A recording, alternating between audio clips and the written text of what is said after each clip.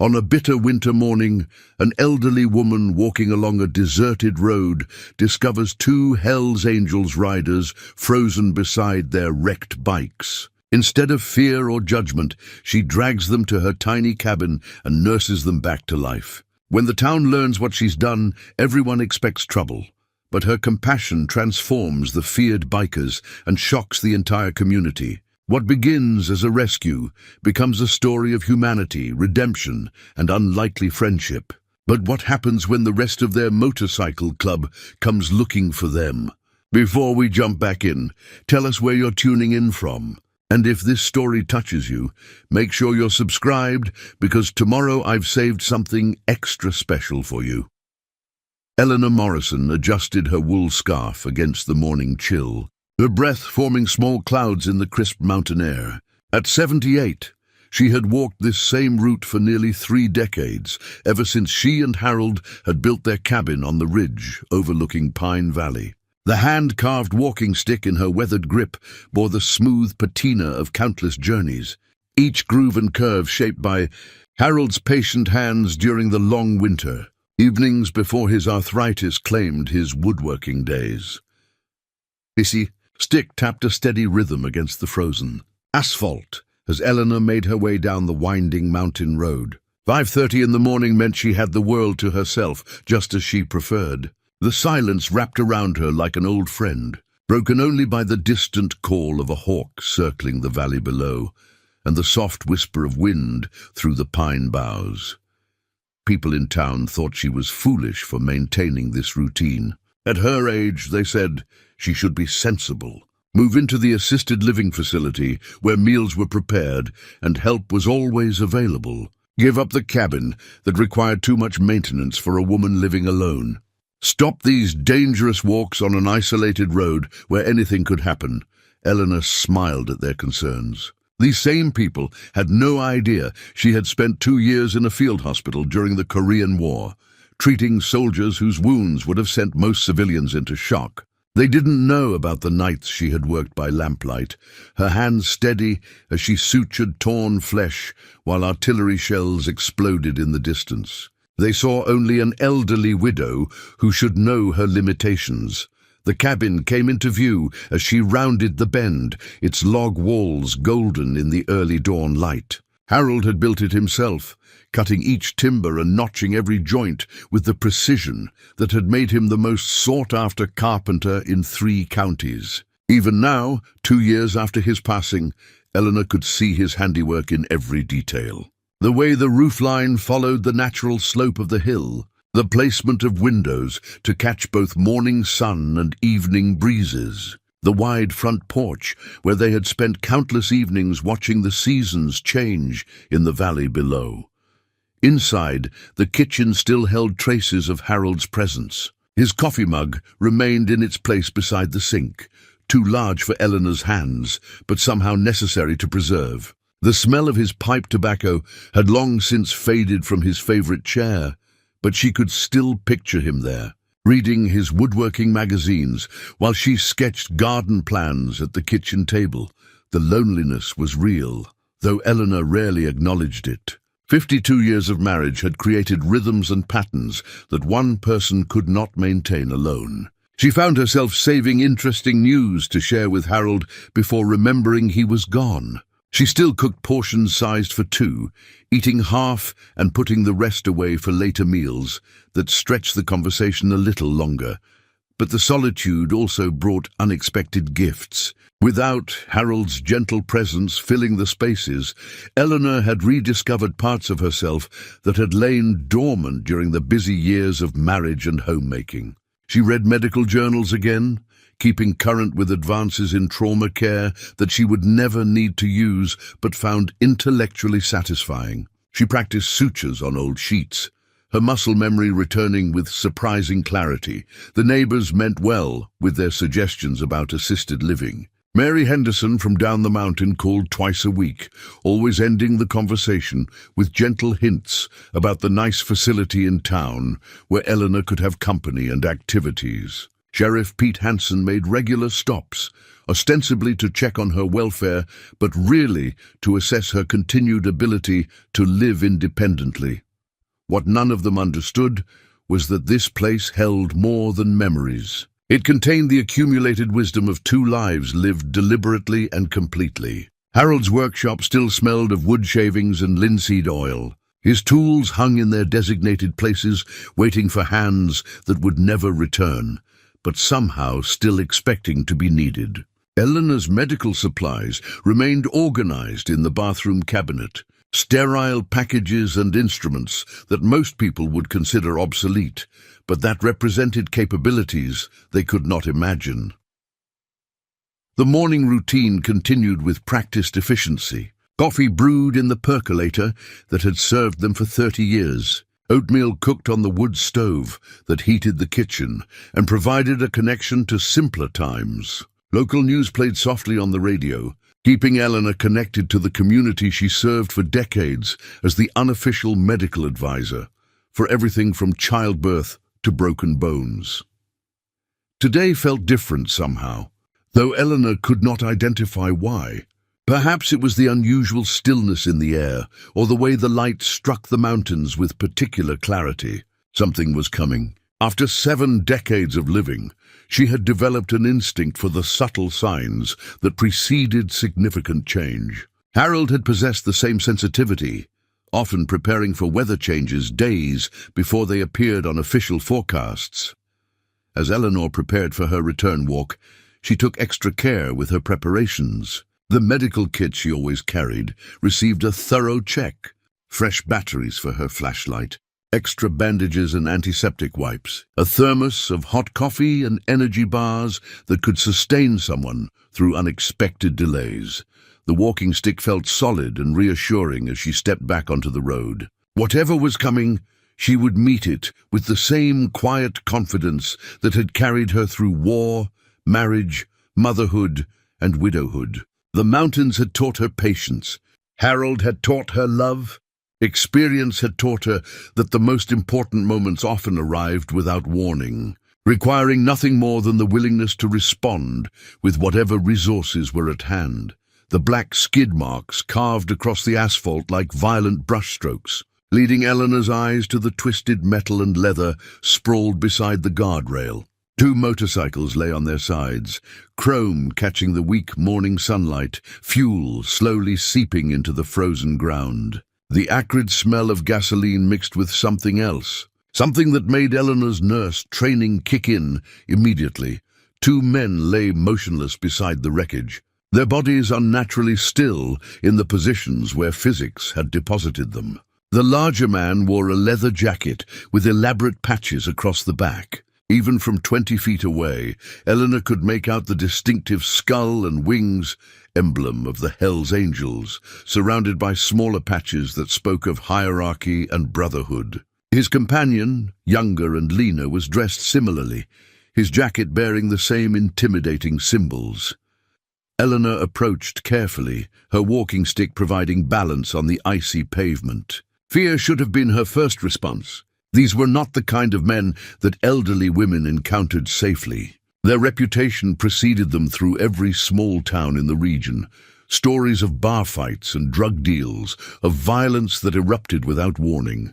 Law enforcement treated them as a persistent threat, and decent people crossed streets to avoid confrontation. But what Eleanor saw were 2 human beings in desperate need of medical attention. The larger man's face had a bluish tinge that spoke of advanced hypothermia.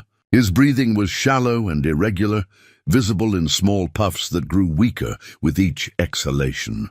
The younger man showed no visible breathing at all, though Eleanor could detect a faint pulse when she pressed her fingers against his neck. Her military training took over, suppressing any emotional response in favor of systematic assessment. Primary survey first. Airway, breathing, circulation. Both men had clear airways but compromised breathing patterns. Circulation was weak but present. The motorcycle crash had occurred hours ago, probably during the early morning darkness when ice made the mountain curves treacherous. The larger man's eyes fluttered open as Eleanor checked his pulse. Confusion clouded his gaze, followed quickly by suspicion and then alarm as he registered her presence. He tried to sit up, his movements uncoordinated and weak. "Don't move," Eleanor said firmly, using the voice that had commanded respect in field hospitals decades ago. "You have hypothermia and possible internal injuries. Any sudden movement could make things worse."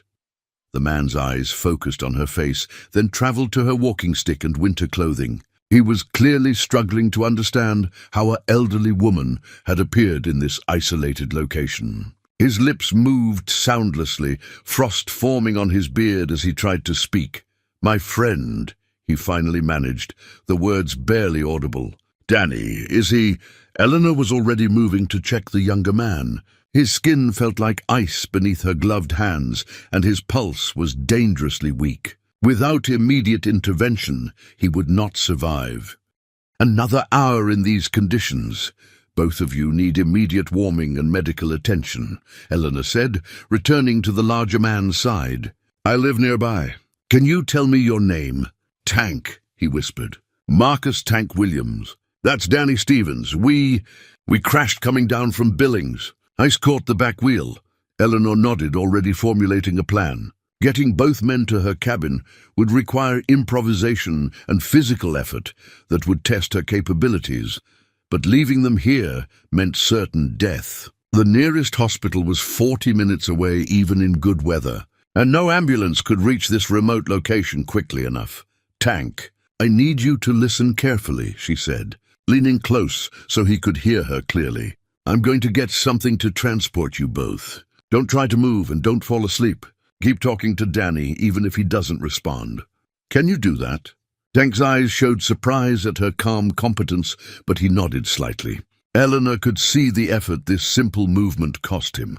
The walk back to her cabin took 15 minutes that felt like hours. Eleanor moved as quickly as safety allowed, her mind cataloguing the supplies she would need. Harold's old toboggan was stored in the shed, designed for hauling firewood, but sturdy enough to transport an injured person. Blankets, hot water bottles, the full medical kit she maintained for emergencies. By the time she returned with the improvised rescue equipment, Tank's condition had deteriorated noticeably. His speech was more slurred, and Danny remained completely unresponsive. Eleanor worked with methodical efficiency, wrapping both men in every blanket she had brought before beginning the careful process of moving them onto the toboggan. Tank tried to help despite his condition, showing a surprising gentleness as she positioned Danny's unconscious form. "Lady, you don't know what you're getting into," he mumbled through chattering teeth. "People like us, we're nothing but trouble." Eleanor looked directly into his eyes, seeing past the intimidating exterior to the frightened man underneath. "Right now, you're just two people who need help," she said simply. "That's all that matters." The journey to Eleanor's cabin became a testament to determination over circumstance. Harold's toboggan, built for hauling split oak and maple, now carried two unconscious bikers wrapped in every blanket Eleanor owned. The military medical kit bounced against her hip with each step, its worn canvas exterior hiding supplies that most people would consider antiquated but that Eleanor knew could mean the difference between life and death. Tank drifted in and out of consciousness during the slow procession up the mountain road. When aware, he mumbled apologies and protests about the trouble he was causing. When unconscious, his breathing became so shallow that Eleanor stopped repeatedly to check his pulse and adjust his position on the makeshift stretcher. Danny remained completely unresponsive, his skin grey beneath the frost that had formed on his eyebrows and beard. Eleanor recognized the signs of severe hypothermia from her Korean War experience, when soldiers were sometimes found frozen in foxholes after surprise enemy attacks. The body's core temperature had dropped to the point where normal metabolic functions were shutting down systematically. Inside the cabin, Eleanor transformed her living room into a field hospital with practiced efficiency. The wood stove was stoked to maximum heat, filling the small space with radiating warmth. Blankets were heated in the oven and rotated frequently to maintain constant temperature around both patients. Eleanor filled multiple hot water bottles from the kettle that seemed to whistle constantly as she maintained a steady supply of heated water. The military medical kit revealed its hidden treasures as Eleanor worked. Morphine ampoules from 1952, still sealed and potent. Suture materials, an antiseptic that had been considered advanced when Eisenhower was president. Most importantly, the knowledge of how to use these tools remained sharp in Eleanor's muscle memory, her hands moving with the confidence that had once saved lives under much worse conditions. Tank's leather jacket bore patches that told a story Eleanor was only beginning to understand. 1% indicated his outlaw status, while MC designated his motorcycle club affiliation. Other patches referenced military service, prison time, and geographical territories that spoke of a complex social structure most outsiders never glimpsed. As Eleanor cut away his wet clothing to treat potential injuries, she noticed older scars that suggested a lifetime of violence and hardship, but removing the intimidating exterior revealed surprising vulnerability. Tank's arms bore track marks from old drug use, now faded but still visible. A tattoo across his chest read Semper Fi in Gothic letters, surrounded by military insignia that indicated Marine Corps service. Another tattoo, newer and more carefully executed, showed a child's name and birth date. Danny's story was written in different ink. His tattoos were more artistic, less aggressive than Tank's. A detailed dragon wound around his left arm, its scales rendered with precision that spoke of expensive work. On his back, Eleanor discovered a memorial tattoo for Sarah 1987-2010, with angel wings and roses. His hands, now blue with cold, showed calluses consistent with manual labor rather than the scarred knuckles of a frequent fighter. Rewarming hypothermia victims required careful progression to avoid shock. Eleanor started with core warming, placing heated blankets around their torsos while gradually increasing ambient temperature. She monitored their breathing and pulse constantly, adjusting her treatment based on subtle changes that indicated recovery or deterioration. Tank's eyes opened after 2 hours of intensive care. His first coherent words were about Danny's condition, showing loyalty that transcended their fearsome reputation. "Is he going to make it?" Tank asked, his voice stronger but still weak. "His core temperature is rising slowly," Eleanor replied, checking Danny's pulse for the 100th time. "But he's not out of danger yet." His body stopped shivering, which means hypothermia was much more advanced. Tank tried to sit up, testing his own recovery. "Lady, I don't even know your name.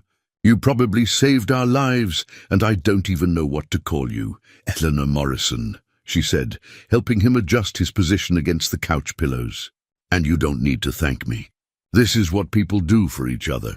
Tank's expression suggested that his experience had taught him otherwise. "People cross the street when they see us coming. They don't drag us home and risk their own safety helping strangers." Eleanor continued her ministrations while considering his observation. "During the war, I treated North Korean soldiers alongside American boys. Wounded is wounded. Need is need. The uniform doesn't matter when someone is dying." The comparison seemed to resonate with Tank, whose military background provided a framework for understanding her perspective. He watched Eleanor work with growing respect, seeing competence that contradicted every assumption about elderly women living alone in mountain cabins. Danny's breathing improved as his core temperature stabilized. Color began returning to his face, though he remained unconscious. Eleanor adjusted his position to improve circulation while continuing the careful rewarming process that could take hours to complete safely. As afternoon light filtered through the cabin windows, Eleanor realized she was committed to a course of action that would inevitably attract attention. 2 Hells Angels motorcycles lying beside a mountain road would eventually be discovered.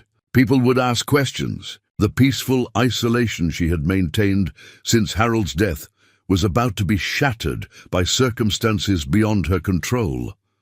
But watching Tank's genuine concern for his unconscious friend, seeing humanity beneath the intimidating exterior, Eleanor felt certain she had made the right choice. Whatever complications arose from helping these men would be preferable to living with the knowledge that she had left them to die.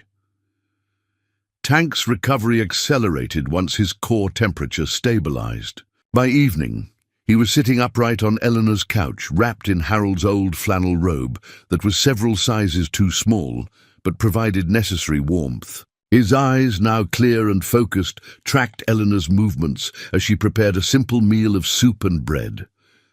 "I keep expecting you to call the sheriff," Tank said, accepting a steaming bowl with hands that still trembled slightly. "Most people would have us arrested soon as we were conscious enough to be transported."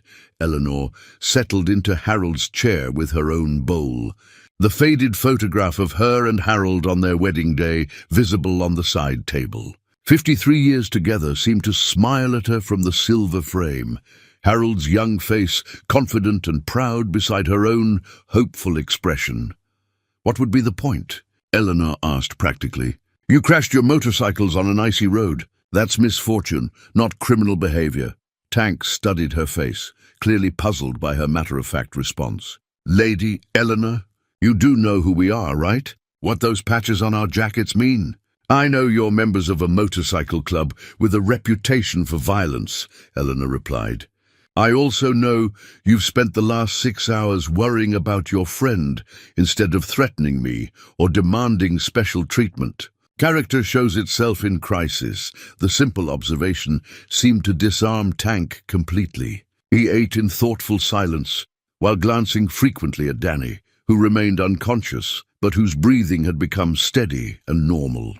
Color was returning to Danny's face, and his body temperature felt normal when Eleanor checked his pulse.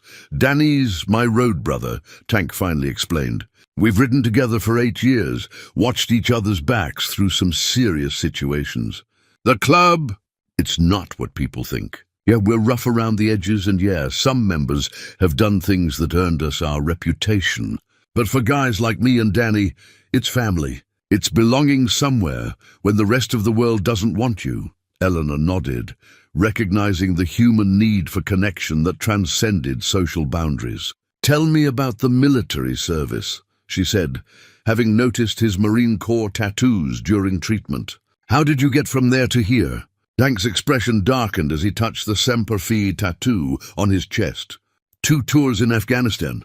ADs, firefights, watching good men die for reasons nobody could explain clearly.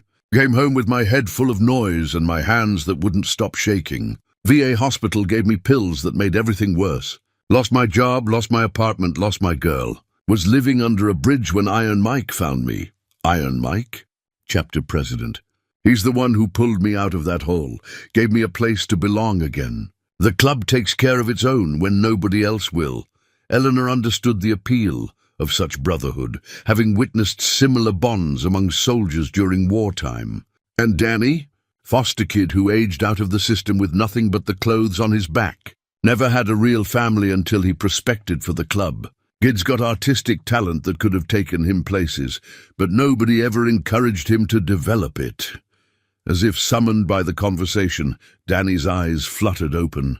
He was immediately alert, scanning the unfamiliar surroundings with the wariness of someone accustomed to waking up in dangerous situations. His gaze fixed on Tank first, then moved to Eleanor with confusion and growing alarm. "Easy, brother," Tank said quickly. "We're safe. This lady saved our lives." Danny struggled to sit up, his movement still unsteady from hypothermia recovery. "Where are we? What happened to the bikes?" Eleanor brought him water and soup while Tank explained the crash and rescue. Danny listened with growing amazement, his eyes never leaving Eleanor's face as he tried to reconcile her grandmotherly appearance with the competent medical care he had obviously received. "You dragged us both up here by yourself?" Danny asked, his voice hoarse but gaining strength. "Lady, I weigh 160 and Tank's pushing 250. That's 400 pounds of dead weight. Harold's toboggan is very well constructed," Eleanor replied matter-of-factly. And necessity provides its own strength. Danny shook his head in disbelief. Nobody does stuff like this. Nobody helps people like us without wanting something in return. What could I possibly want from you? Eleanor asked. I'm a 78-year-old widow living alone on a mountain. You're young men with your whole lives ahead of you. Helping you costs me nothing, but gives you everything. The conversation was interrupted by the sound of vehicles approaching on the mountain road. Tank and Danny tensed immediately, their expressions shifting from gratitude to alertness. Through the window, Eleanor could see headlights winding up the mountain, still distant but definitely heading toward her cabin. That's either the sheriff or the club, Tank said grimly. Either way, things are about to get complicated. Eleanor looked at both men, seeing fear in their eyes despite their tough exteriors. Are you in danger from either group? The sheriff will arrest us on general principles, Danny said. And if the club thinks we've gone soft or betrayed some code by accepting help from an outsider, then we'll deal with whatever comes, Eleanor said firmly. You're under my roof, which makes you my responsibility. I didn't spend all day nursing you back to health just to hand you over to people who might harm you. Tank and Danny exchanged glances that spoke of shared amazement. In their world, such unconditional protection was unprecedented. Eleanor Morrison was rewriting the rules of engagement between their two very different worlds. The headlights belonged to Sheriff Pete Hanson's patrol car, followed closely by Mary Henderson's pickup truck. Eleanor watched through her window as both vehicles parked behind the abandoned motorcycles, their occupants moving with the cautious urgency of people expecting trouble. Pete's hand rested on his service weapon, while Mary held her cell phone like a lifeline. Eleanor stepped onto her front porch, her walking stick tapping against the wooden planks. Good evening, Pete, Mary. You're both out late for a social call. Sheriff Hanson approached slowly, his eyes scanning the cabin for signs of disturbance. At 55, Pete had served Pine Valley for 20 years, without encountering anything more dangerous than drunk drivers and domestic disputes. The presence of Hell's Angels motorcycles on his quiet mountain road represented unknown territory. Eleanor, we found 2 motorcycles crashed down the road, Pete said carefully. Belongs to some bikers from the Billings chapter. You seen anything unusual today? I found 2 injured men this morning and brought them home for medical treatment, Eleanor replied matter-of-factly. They were suffering from severe hypothermia and needed immediate care. Mary Henderson gasped audibly, her hand flying to her mouth. Eleanor, please tell me, you didn't bring Hell's Angels into your house. Do you have any idea how dangerous these people are?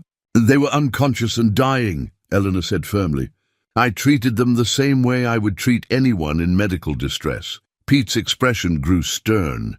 Eleanor, I need to see these men immediately. There's been a string of robberies across 3 counties, and Hell's Angels have been linked to several incidents.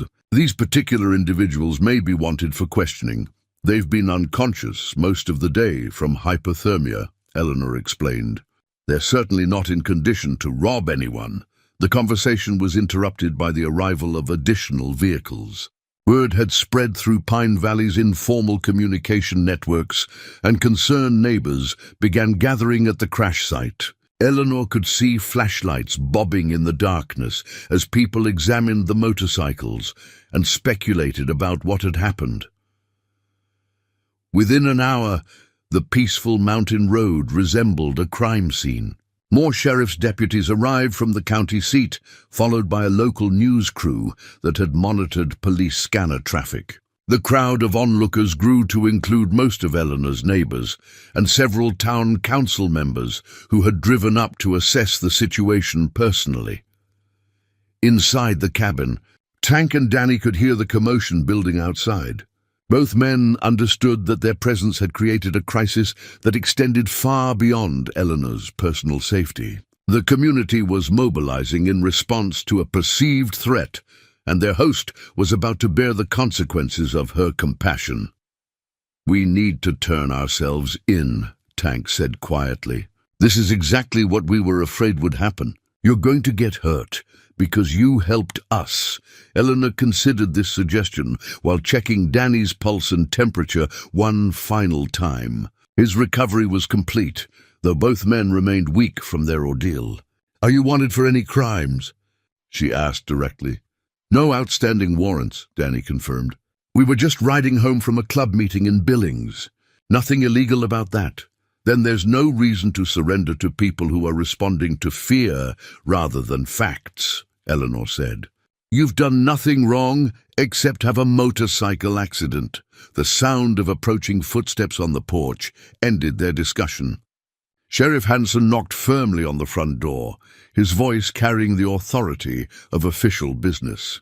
"Ednor, I need to speak with you and any individuals currently in your residence."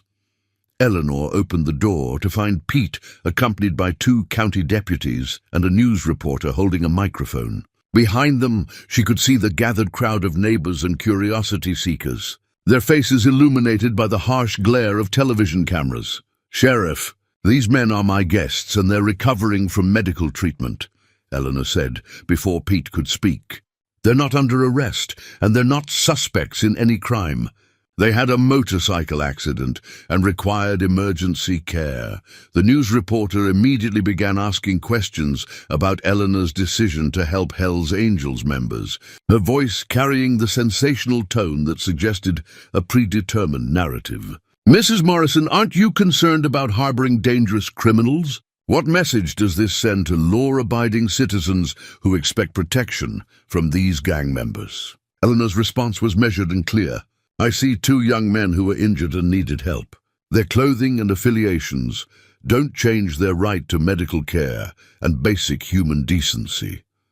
The crowd's reaction was immediate and divided. Some neighbors nodded approval of Eleanor's humanitarian instincts, while others expressed outrage at what they perceived as reckless endangerment of community safety. The argument spread through the gathered people, creating factions that would define the town's response for weeks to come.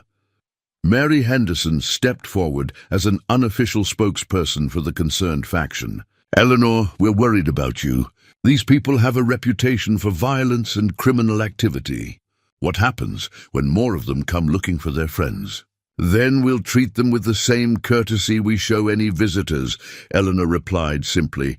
"Fear doesn't justify abandoning our values." 3 days later, the media circus had moved on to other stories, but Tank and Danny remained in Eleanor's cabin as their strength returned. The hand-knitted Afghan that had covered Harold during his final illness now provided comfort to 2 men who had never experienced such unconditional care. Eleanor's mother had created the blanket 60 years ago, each stitch representing hours of patient love that now wrapped around lives that had known precious little tenderness. Tank sat at Eleanor's kitchen table, carefully peeling potatoes with hands that usually gripped motorcycle handlebars or formed fists in barroom confrontations. The simple domestic task felt foreign but strangely satisfying, connecting him to childhood memories of helping his grandmother before his mother's addiction destroyed their family stability. "Tell me about your daughter," Eleanor said, noticing how Tank's expression softened whenever he touched the tattoo bearing a child's name. "Emma, isn't it?" Tank's knife paused mid-stroke as he considered how much to reveal. "She's 8 years old, lives with her mother in Sacramento. I send money when I can, but Jennifer doesn't want me around. Says the club makes me too dangerous to be a real father. When did you last see her?" 2 years ago.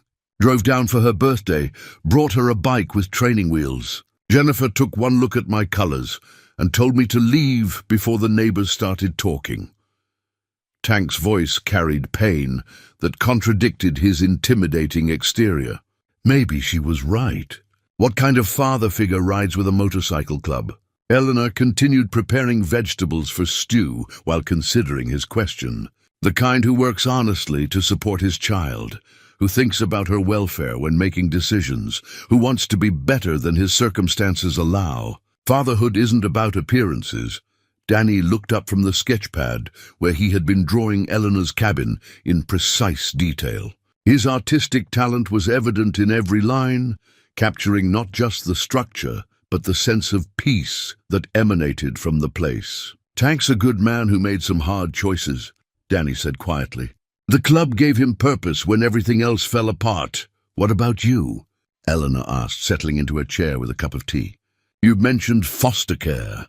Danny's pencil moved continuously across the paper as he spoke, the drawing providing emotional distance from difficult memories. "Bounced between homes from age 6 to 18. Most families just collected the monthly check. Learned early that showing weakness gets you hurt, so I built walls to keep everyone out. Except the club." "Except the club," Danny confirmed. "First time anyone ever had my back without wanting something in return. Iron Mike saw something in me worth protecting, gave me brothers who would die for me, just like I'd die for them." Eleanor studied the drawing taking shape under Danny's skilled hands. He had captured the essence of the cabin's welcoming nature, the way morning light touched the windows and the protective embrace of surrounding pine trees. "You have considerable artistic talent. Have you considered formal training?" Danny's laugh carried bitter undertones.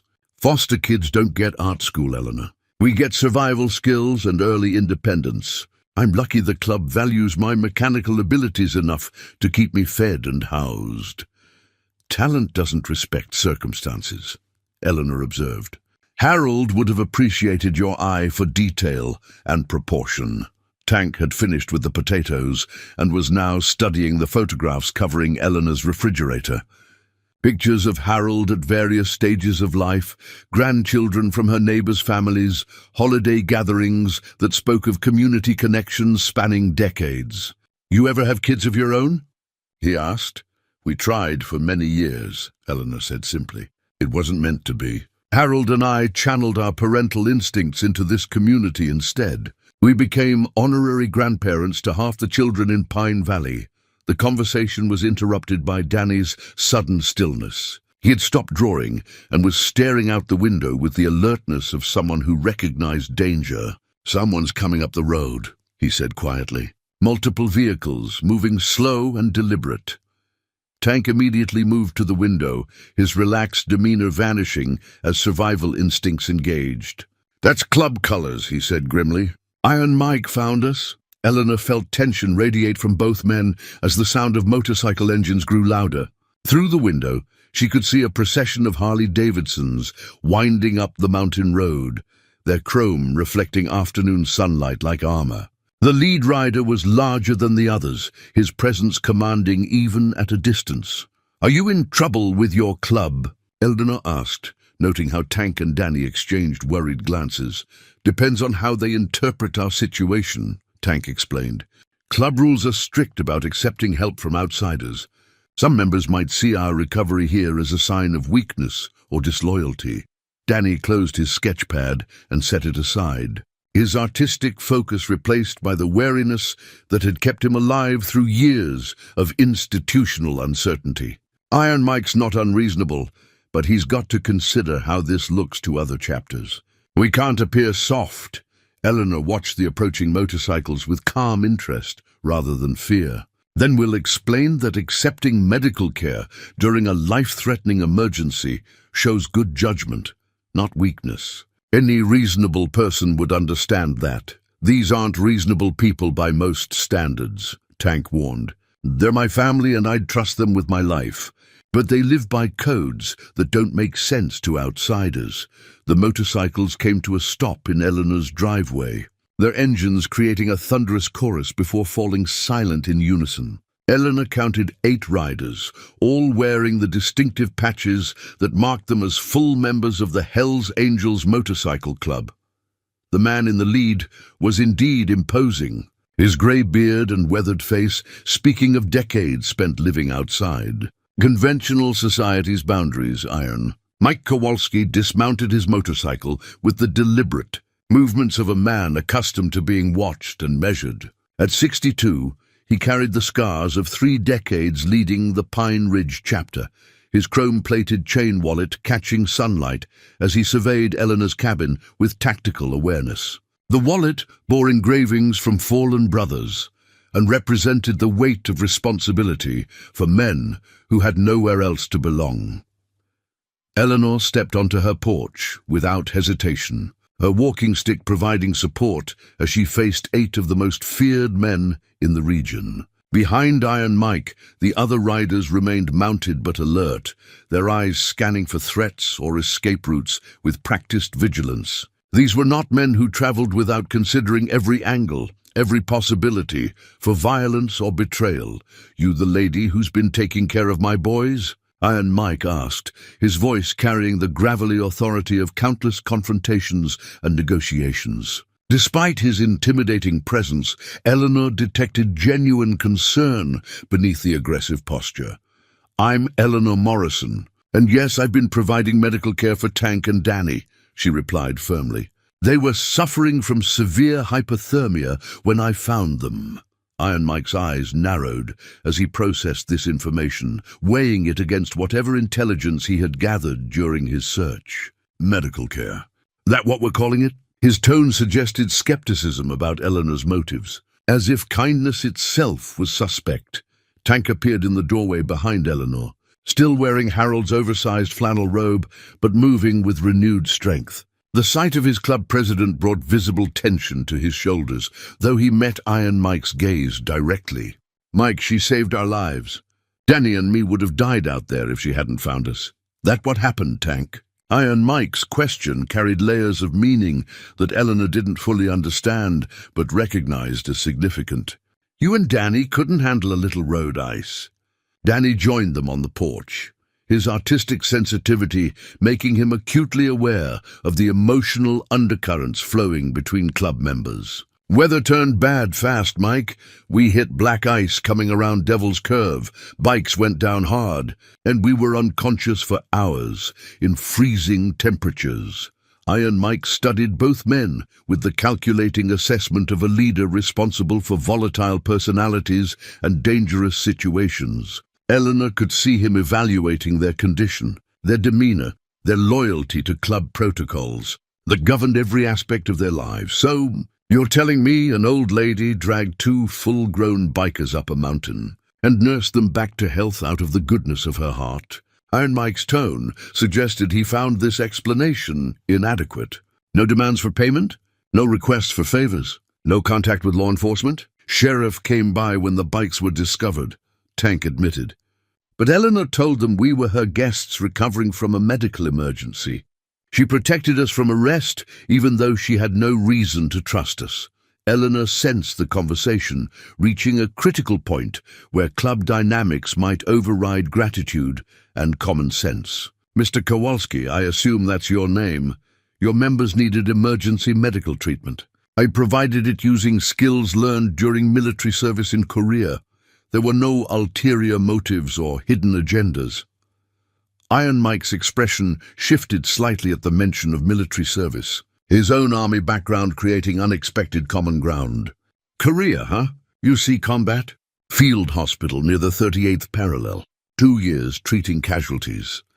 From both sides, Eleanor's matter-of-fact delivery carried weight that Iron Mike couldn't dismiss. "Wounded soldiers don't have nationalities. They have needs." The club president stepped closer, his massive frame casting shadows across the porch as he evaluated Eleanor with renewed interest. "You're telling me you treated enemy soldiers?" "I treated human beings who were dying," Eleanor corrected firmly. "Same principle applies here. Your members were injured and needed help. Their affiliations were irrelevant to their medical requirements."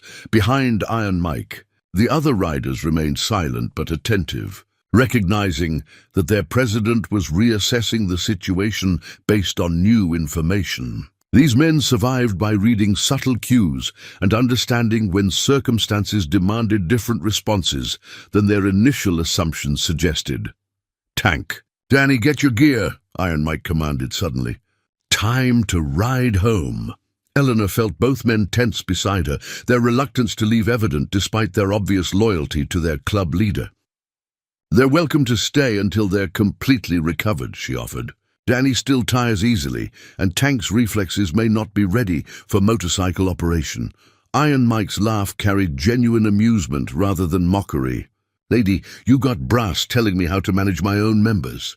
But you also got a point about their condition. He paused, weighing options with visible calculation. How about a compromise? They stay one more night, leave first thing tomorrow. That work for everyone? Tank and Danny's relief was palpable, though they tried to hide it behind expressions of indifference. Eleanor nodded agreement while studying Iron Mike's face, recognizing leadership qualities that extended beyond intimidation and violence. One condition, Iron Mike added, his tone becoming serious again. This conversation stays between us. Word gets out that Hell's Angels went soft, accepted charity from civilians, and we got problems with other chapters. Eleanor understood the implications without needing detailed explanation. I have no interest in publicity. Your privacy will be respected. Iron Mike's assessment of Eleanor seemed to reach a positive conclusion as he extended his hand for a formal handshake. You're all right, Eleanor Morrison. Not many people would do what you did. Dawn broke clear and cold over Pine Valley as Tank and Danny prepared to leave Eleanor's cabin. The small wooden cross Harold had carved from mountain pine sat on the kitchen windowsill, catching morning light that seemed to bless their final preparations. Eleanor had given them the cross as a parting gift, explaining that Harold had made it during his recovery from pneumonia 5 years ago.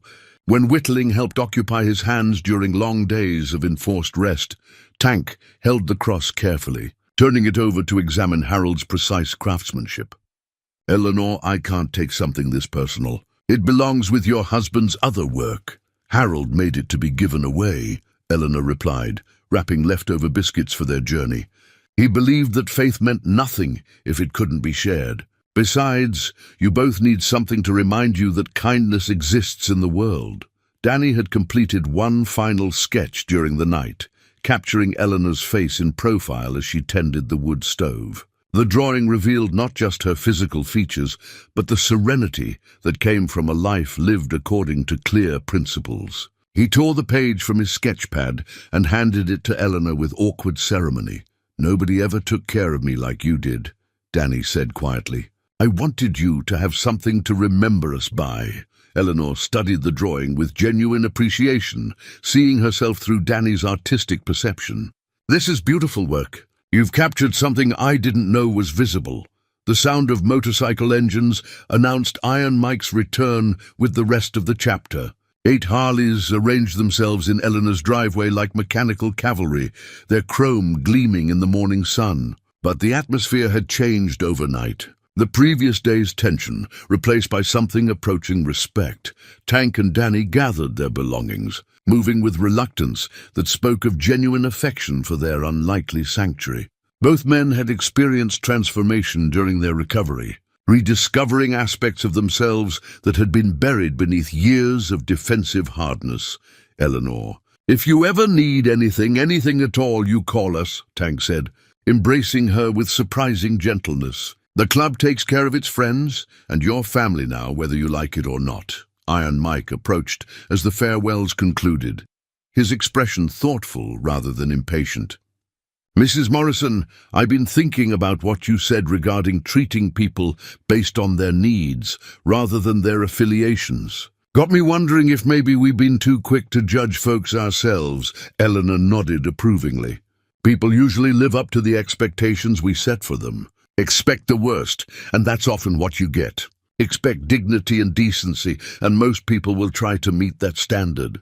These boys tell me you used to be a nurse, Iron Mike continued. Army Field Hospital during Korea.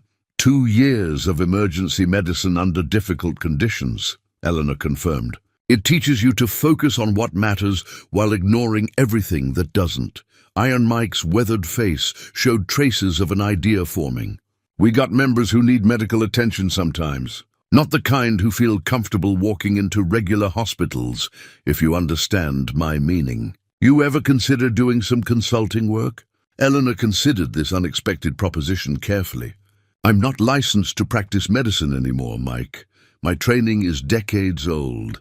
Emergency care don't change much, Iron Mike replied. Bleeding is bleeding, broken bones are broken bones. Sometimes our people just need someone who won't ask questions or make judgments. Tank and Danny exchanged glances that spoke of excitement at the possibility of maintaining connection with Eleanor. Both men had found something at her cabin that they didn't want to lose, a sense of belonging that transcended their club loyalties. "I would consider providing first aid and basic medical guidance," Eleanor said carefully. "Nothing that requires formal medical protocols, but I could help with minor injuries and health education." Iron Mike extended his hand for another firm handshake. "Mrs. Morrison, I think this could be the beginning of a very interesting friendship." 6 months later, Eleanor's cabin had become an unofficial medical station for the Pine Ridge chapter. Club members arrived regularly with injuries ranging from motorcycle accidents to bar fight casualties, all of them treated with the same professional competence and personal dignity that had saved Tank and Danny. The arrangement changed both sides in unexpected ways. Eleanor found purpose that filled the void left by Harold's death, while the bikers discovered that respect and kindness were not signs of weakness, but sources of strength. Her cabin became neutral ground, where tough men could acknowledge vulnerability without losing status. Tank had reconnected with his daughter Emma, bringing her to visit Eleanor during summer vacation. The child delighted in Eleanor's stories and adopted her as an honorary grandmother. Danny's artwork evolved beyond mechanical sketches to include portraits and landscapes that reflected his growing appreciation for beauty in everyday life. The town of Pine Valley gradually accepted the unusual alliance, recognizing that Eleanor's influence had transformed some of the region's most feared men into unlikely community protectors. When Mrs. Patterson's house was burglarized, Tank and Danny spent their own money replacing her stolen items. When the Henderson farm needed emergency repairs after storm damage, 4 club members arrived with tools and expertise. Eleanor still took her morning walks along the mountain road, though now she was often accompanied by visitors who had discovered that wisdom could come from unexpected sources. The wooden cross sat prominently on her kitchen table, a reminder that faith, hope, and love could bridge any divide when offered without conditions or expectations. Winter settled over Pine Valley with unusual ferocity, bringing temperatures that tested even the hardiest mountain dwellers. Eleanor's cabin became a beacon of warmth in the harsh landscape, smoke rising steadily from her chimney as she maintained the wood stove that had heated the place for 30 years. The antique brass compass that Harold had mounted above the mantelpiece pointed steadily north, but its true value lay in representing the unwavering moral direction that guided Eleanor's choices. Tank arrived on a Tuesday morning when the snow was falling so heavily that visibility dropped to mere yards. His motorcycle struggled up the mountain road, chains wrapped around the rear tire, providing just enough traction to reach Eleanor's driveway. Beneath his heavy leather jacket and winter gear, Eleanor could see the careful way he moved, favoring his left side in a manner that spoke of recent injury. "Didn't expect to see you in weather like this," Eleanor said, welcoming him into the warmth of her kitchen. "That road must have been treacherous." Tank shrugged off his snow-covered jacket, revealing a makeshift bandage wrapped around his ribs. "Had some trouble at a roadhouse outside Billings? Nothing I couldn't handle. But I figured you might want to take a look at the damage." Eleanor guided him to a chair and began her examination with the same professional competence she had shown during their first encounter. The injury was consistent with blunt force trauma, probably from a fist or bottle, but the ribs appeared intact despite significant bruising. "Bar fight?"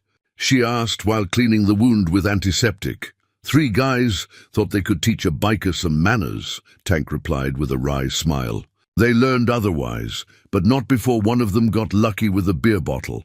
Eleanor worked silently for several minutes, applying fresh bandages with practiced efficiency.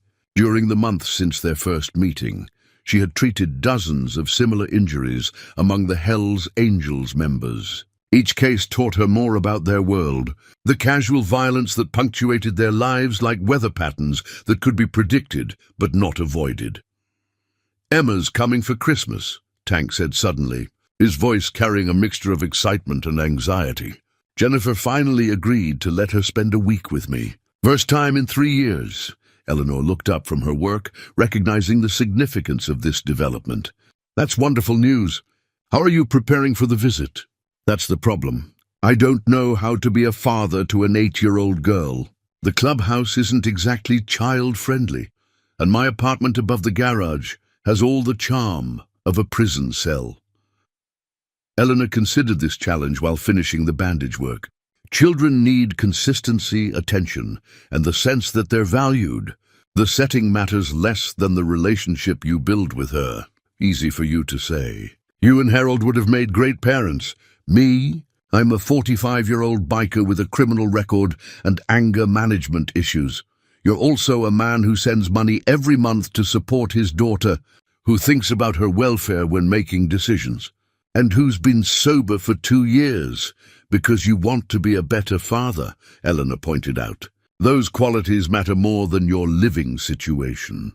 Tank absorbed her words while studying the compass above the mantelpiece. Harold make that?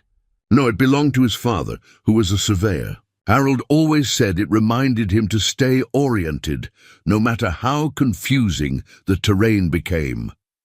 The conversation was interrupted by the sound of another motorcycle approaching through the storm. Danny's bike appeared through the swirling snow, followed closely by 2 other club members whom Eleanor recognized as regular patients. All 3 men were heavily bundled against the cold, their motorcycles struggling against winter conditions that would have kept sensible people indoors.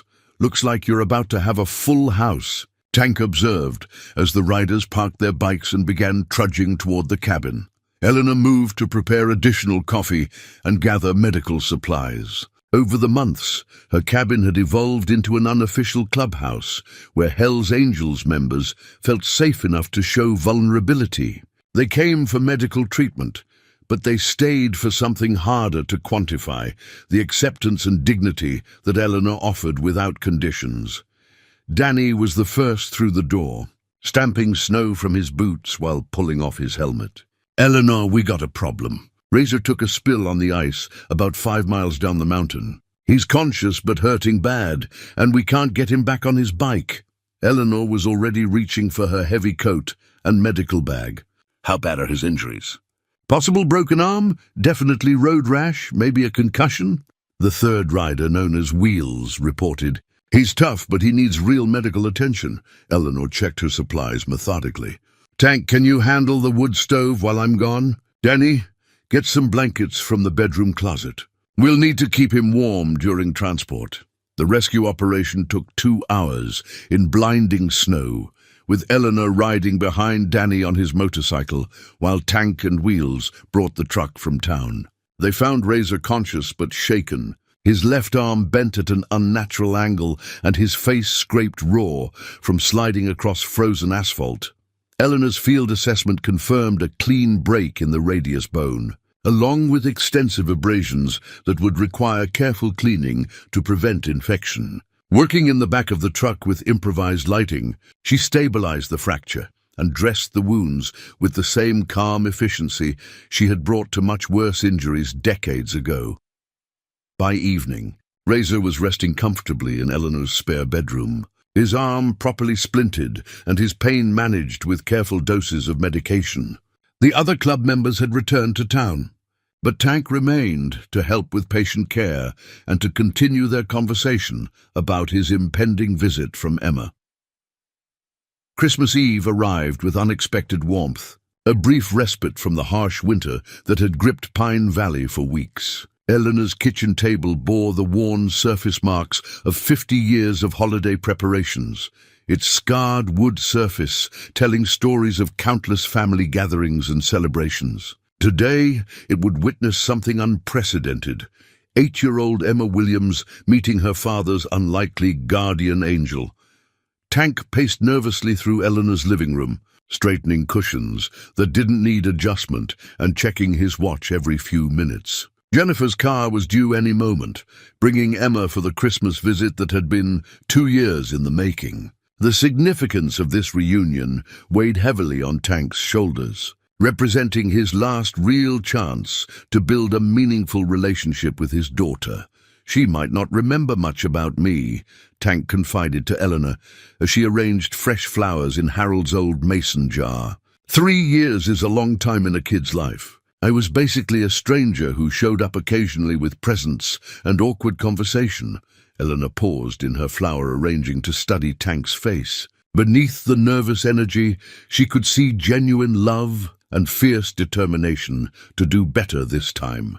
"Children are remarkably forgiving when they sense authentic effort. Emma will respond to your sincerity more than your uncertainty." The sound of tires on gravel announced Jennifer's arrival. Through the window, Eleanor could see a sensible sedan pulling into the driveway, its occupants visible as silhouettes against the afternoon light. Tank's entire demeanor shifted as he watched his daughter emerge from the passenger seat. Her blonde hair catching sunlight and her movements carrying the boundless energy of childhood. Emma had grown significantly since Tank last saw her, her 8-year-old frame showing hints of the woman she would become. She wore a bright red winter coat and carried a small backpack decorated with cartoon characters, her face bright with curiosity as she examined Eleanor's cabin and the surrounding mountain landscape. Jennifer approached the front door with visible reluctance, her expression mixing concern with resigned acceptance. At 38, she carried herself with the cautious dignity of a single mother who had learned to be suspicious of promises and generous gestures. Her relationship with Tank had ended badly, and allowing this visit required considerable faith in his capacity for change. "Mrs. Morrison, I'm Jennifer Williams," she said, as Eleanor opened the door. "Thank you for allowing Emma to stay here. Tank speaks very highly of your influence on him." Eleanor welcomed both visitors warmly, sensing the complex emotions that surrounded this reunion. "Please call me Eleanor." "Emma, your father has been looking forward to this visit for months." Tank knelt to Emma's eye level, his massive frame making him appear even more gentle as he spoke to his daughter. "Hey, sweetheart, you remember your old dad?" Emma studied his face with the serious consideration that children bring to important decisions. "You're bigger than I remembered," she said finally. "And you have more gray in your beard." Tank laughed with genuine relief at her matter-of-fact observation. "That's what happens when dads get older. But I still remember your favorite bedtime story about the princess and the dragon." "You do?" Emma's eyes brightened with interest. "Nobody else knows that story because you made it up special for me." Jennifer watched this interaction with carefully controlled emotion. Seeing the connection between father and daughter that she had feared was lost forever. Eleanor invited her to stay for coffee while Emma explored the cabin and reacquainted herself with Tank's presence. "He's different than he was 3 years ago," Jennifer admitted quietly as they sat at the kitchen table. "More centered, less angry. Whatever happened here changed something fundamental about who he is." Eleanor nodded thoughtfully. "Tank found purpose in helping others instead of fighting his own demons. Sometimes the most profound changes happen when we stop focusing on ourselves and start contributing to something larger." Emma's voice carried from the living room as she discovered Eleanor's collection of books and asked Tank to read aloud from a story about mountain animals. His deep voice carried gentle humor as he brought the characters to life, transforming the intimidating biker into a patient and engaging father. "The club still worries me," Jennifer continued. "The violence, the criminal associations, the lifestyle that comes with being a Hell's Angel. How do I protect Emma from that world while allowing her to have a relationship with her father?" "Tank has learned to separate his club loyalty from his family responsibilities," Eleanor explained.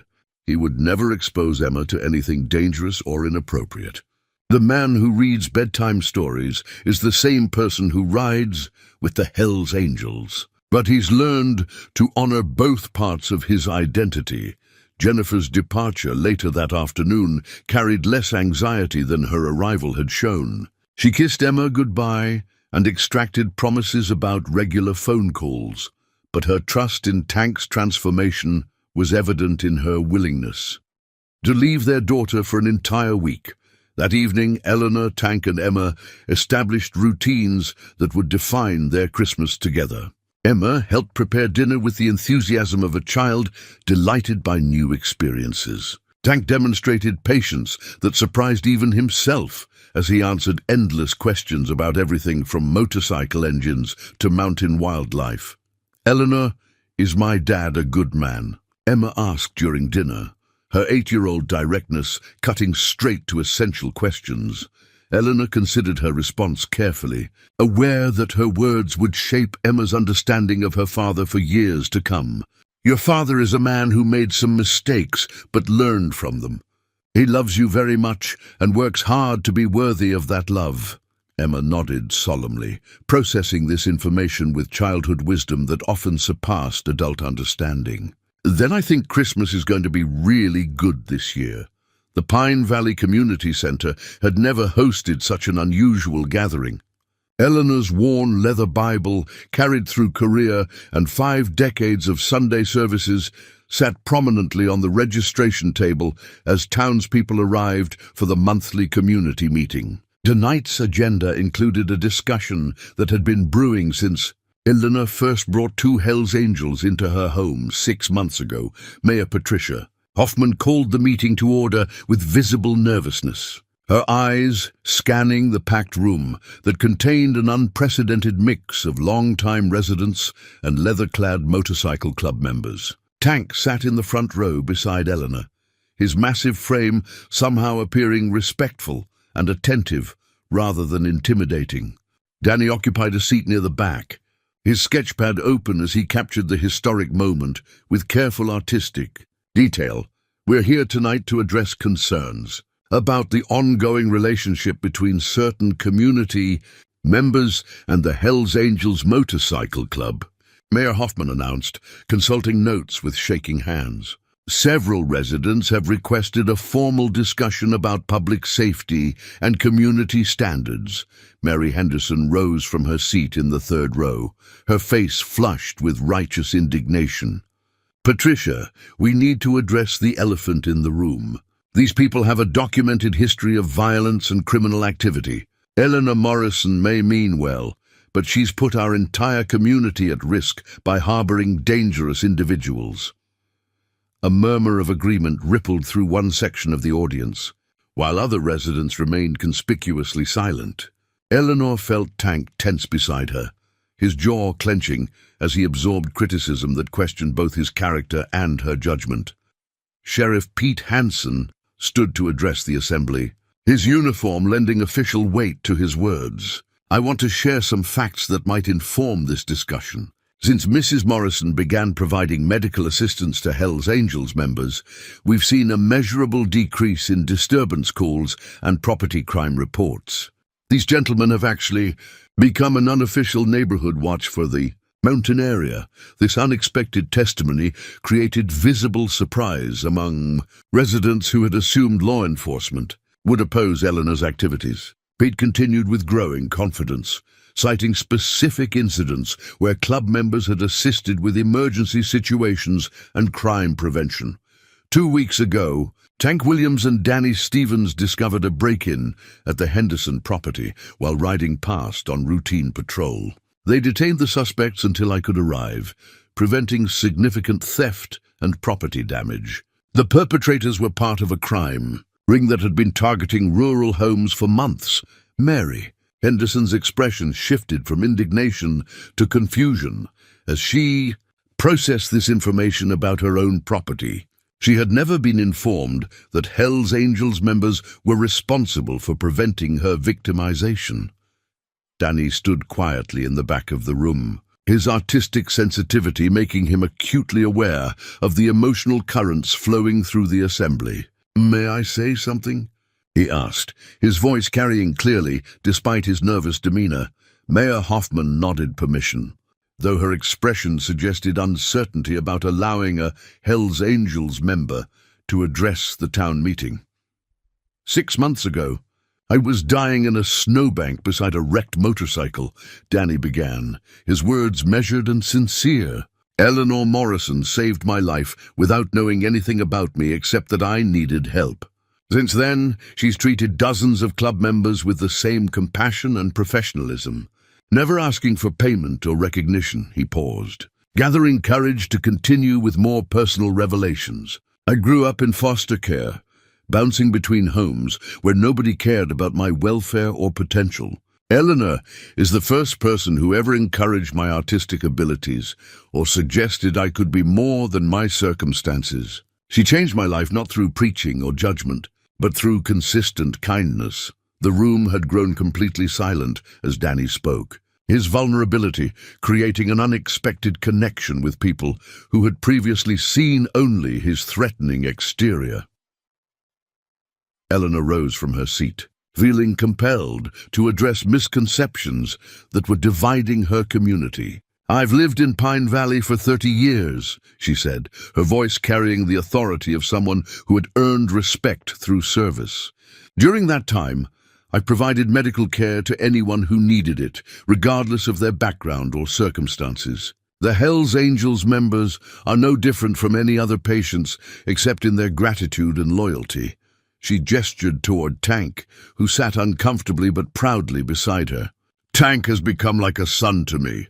He helps with household maintenance, brings his daughter to visit, and provides security that allows me to live independently on the mountain. Danny has created beautiful artwork that captures the essence of our community better than any professional photographer."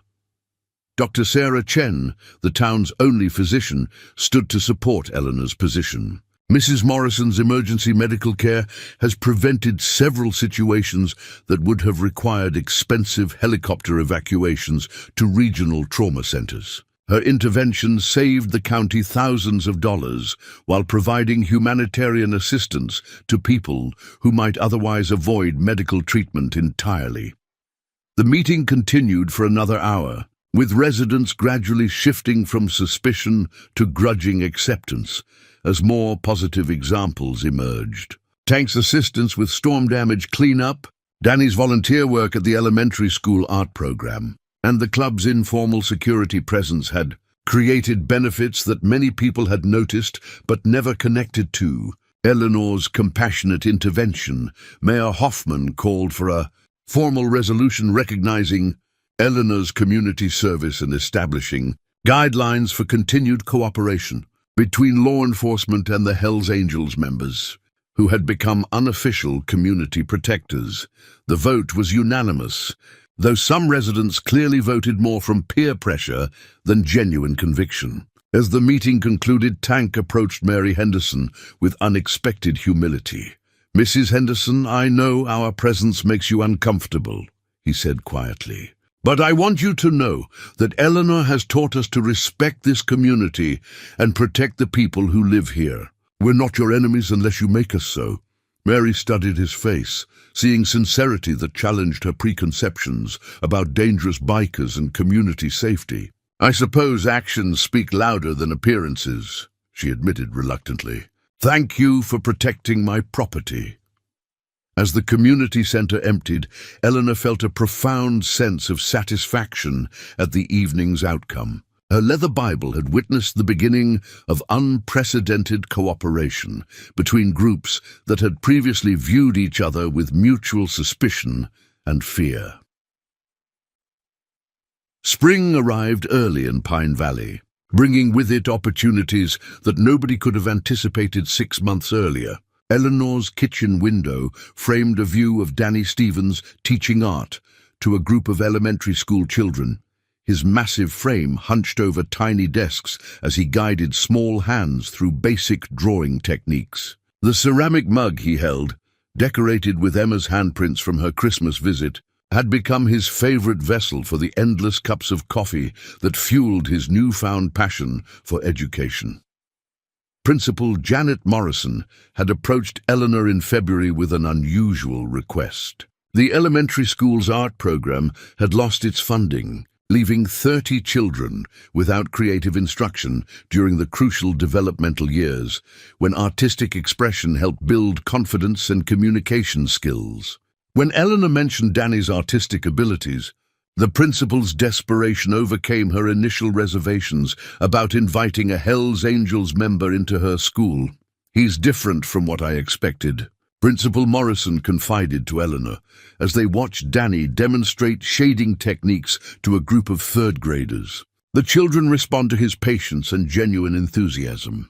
"Some of our most challenging students have shown remarkable improvement since he started volunteering." Danny's transformation from intimidating biker to beloved art teacher had required careful navigation of school district policies and parental concerns. His criminal background check revealed minor offenses from years past, but nothing that disqualified him from supervised volunteer work. More importantly, his interactions with the children showed a natural teaching ability that surprised everyone, including himself. "Miss Eleanor, look what Mr. Danny taught us," called out 8-year-old Sophia Martinez, holding up a drawing of a mountain landscape that showed remarkable depth and perspective for her age. He said artists see things different than regular people. Eleanor examined the artwork with genuine appreciation, recognizing Danny's influence in the confident strokes and attention to detail. "Mr. Danny is right. Artists notice beauty that other people miss, and they help us see the world through their eyes."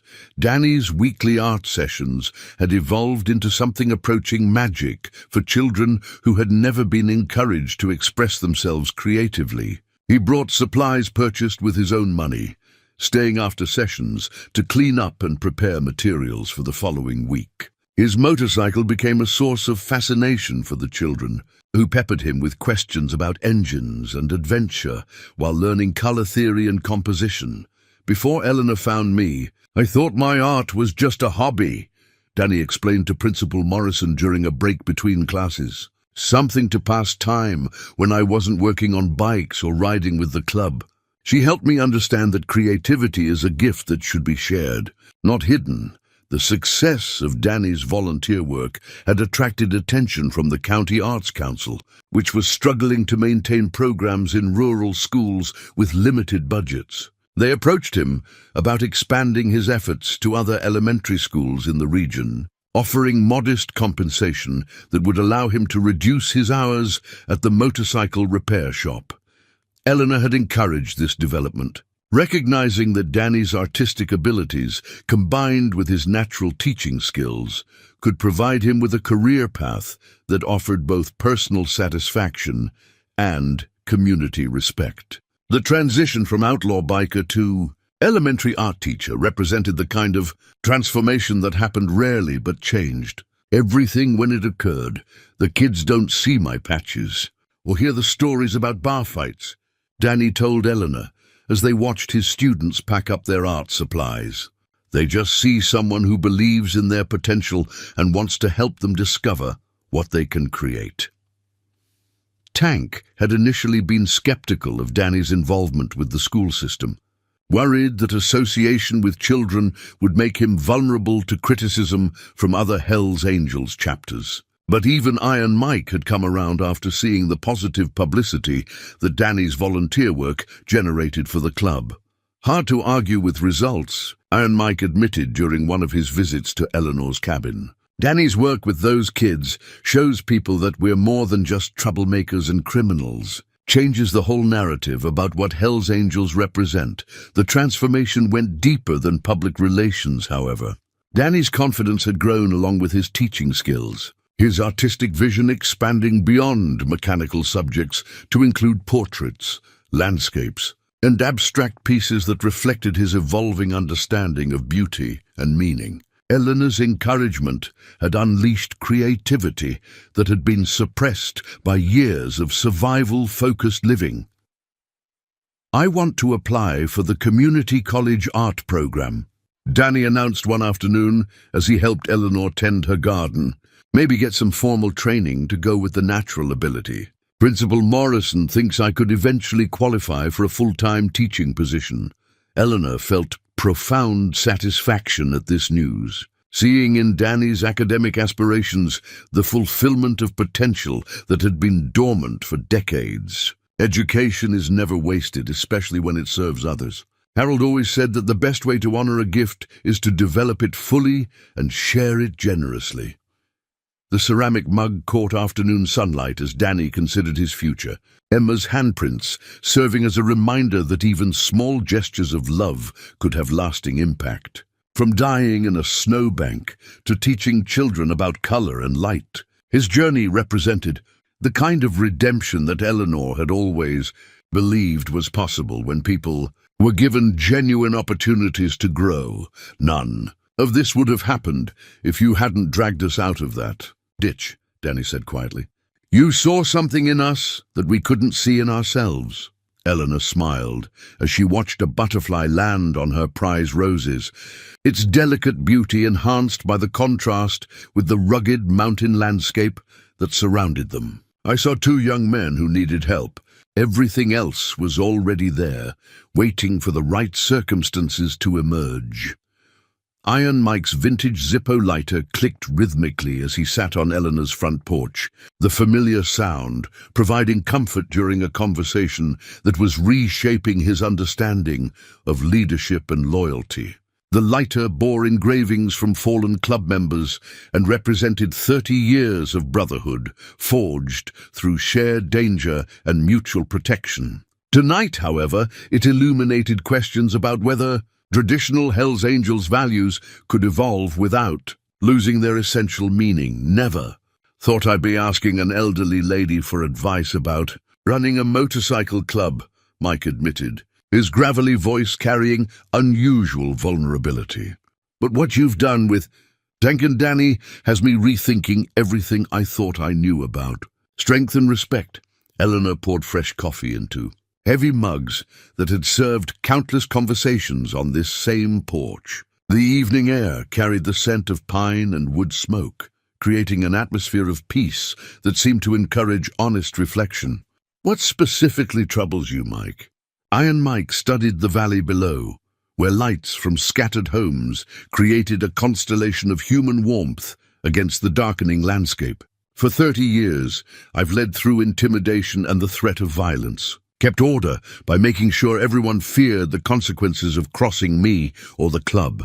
It worked, but it also created enemies and attracted members who joined for the wrong reasons. He paused to light a cigarette, the flame from his Zippo casting dancing shadows across his weathered features. Watching Tank become a real father, seeing Danny discover his teaching gift, it's got me wondering if there's another way to build brotherhood. Something based on mutual respect instead of fear. Eleanor considered his words while watching a hawk circle lazily overhead, its patient hunting strategy reflecting the kind of wisdom that came from understanding when to act and when to wait. Leadership based on fear creates compliance, not loyalty. True respect comes from inspiring people to be better than they thought possible. Easy to say, harder to implement when you're dealing with men who've been hardened by prison, combat trauma, and lives that taught them violence was the only reliable solution to problems. Mike's expression showed the weight of responsibility for volatile personalities who looked to him for direction and stability. Eleanor nodded thoughtfully. During the war, I served under officers who led through both fear and inspiration. The ones who used fear got minimal cooperation and maximum resentment. The ones who genuinely cared about their people's welfare earned loyalty that lasted decades beyond the conflict. Iron Mike's phone buzzed with a text message that made his expression darken immediately. Speaking of problems that require leadership, he said grimly. Got a situation developing with the Riverside chapter. They're questioning our new community relations approach, saying we've gone soft by working with local law enforcement instead of fighting them. Eleanor recognized the significance of this challenge to Mike's authority and the fragile peace that had developed between the Hells Angels and Pine Valley residents. Inter-chapter conflicts could escalate quickly, potentially destroying months of careful relationship building. What are your options? She asked, drawing on her experience with military command structures and the delicate balance between competing loyalties. Traditional response would be to meet their challenge with overwhelming force, Mike explained. Prove our strength by demonstrating that questioning our methods has serious consequences. But that approach would undo everything. We've built here and probably land several people in prison or the hospital. He took a long drag from his cigarette while considering alternatives that his leadership experience suggested were signs of weakness. The other option is to invite their leadership here, show them what we've accomplished, and try to convince them that community cooperation makes us stronger rather than weaker. Eleanor smiled at this suggestion, recognizing the courage required to choose diplomacy over intimidation when dealing with people who respected only strength. That sounds like the approach of a leader who's confident enough in his position to risk being misunderstood. Or it sounds like the approach of an old man who's losing his edge, Mike replied with bitter humor. Either way, I'm committed to protecting what we've built here. Tank's relationship with his daughter, Danny's teaching career, the respect we've earned from local residents, all of that matters more than maintaining traditional Hells Angels image. The conversation was interrupted by the arrival of Tank and Danny, returning from Emma's evening soccer practice in town. Both men moved with easy confidence that spoke of their growing integration into community life. Their Hells Angels patches now representing service and protection rather than threat and intimidation. Evening. Mike, Tank called out as he helped Emma out of the truck. Eleanor, Emma wants to show you the picture she drew of her soccer team. Emma bounded up the porch steps with 8-year-old enthusiasm, her artwork clutched proudly in small hands. The drawing showed remarkable improvement since Danny had begun working with her during art sessions, her understanding of proportion and detail reflecting his patient instruction. This is beautiful work, Eleanor said, studying the carefully rendered figures and background details. Mr. Danny has taught you well. I and Mike watched this interaction with growing understanding of what his chapter had gained through their association with Eleanor. The sight of his road captain helping his daughter with homework while discussing community events represented a kind of stability that traditional Hells Angels lifestyle rarely provided. You know what, Eleanor, Mike said quietly as Emma settled into a chair with her coloring books. Maybe being seen as soft isn't the worst thing that could happen to us. Maybe it's time for the Hells Angels to be known for building communities instead of terrorizing them. Eleanor smiled as she watched Emma concentrate on her artwork. Tank providing gentle guidance, while Danny offered technical suggestions about color choices. Strength that protects is always more impressive than strength that destroys, she observed. Your members are learning to be warriors for something positive, instead of just fighting against everything. The rumble of 20 motorcycles descending Pine Valley's main street shattered the peaceful Saturday morning quiet that residents had come to associate with their transformed community. Eleanor watched from her kitchen window as the Riverside Hells Angels chapter arranged themselves in formation outside the town diner, their chrome and leather creating an intimidating display of organized power. The silver locket she wore, containing Harold's photograph, felt heavy against her chest as she recognized the challenge this represented to everything they had built. I and Mike had spent the week preparing for this confrontation, coordinating with Sheriff Hanson to ensure that law enforcement remained visible but non-provocative during the rival chapter's visit. The delicate balance between showing strength and avoiding violence would determine whether Pine Valley's experiment in community cooperation survived or collapsed under traditional motorcycle club politics. Tank appeared at Eleanor's doctor within minutes of the Riverside chapter's arrival, his expression grim but determined. Mike wants you to stay inside until this gets resolved, he said, though his tone suggested he expected resistance to this suggestion. Absolutely not, Eleanor replied firmly, already reaching for her walking stick and jacket. And if they're here to challenge our community relationships, then the community needs to see that we stand together. Tank's protest died as he recognized the futility of arguing with Eleanor when her mind was made up.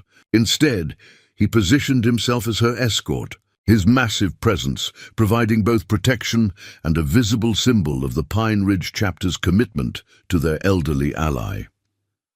The scene outside the diner resembled a carefully choreographed standoff, with Iron Mike and 3 of his senior members facing Riverside Chapter President Marcus "Skull" Rodriguez and his leadership council. The two groups maintained respectful distance while sizing each other up, their body language communicating threat levels and power dynamics that civilians couldn't interpret but that determined life and death in the motorcycle club world. Skull Rodriguez dismounted his bike with deliberate slowness, his movements calculated to project authority and barely controlled violence. At 45, he carried the scars of 2 decades, leading one of the most aggressive Hells Angels chapters in the region.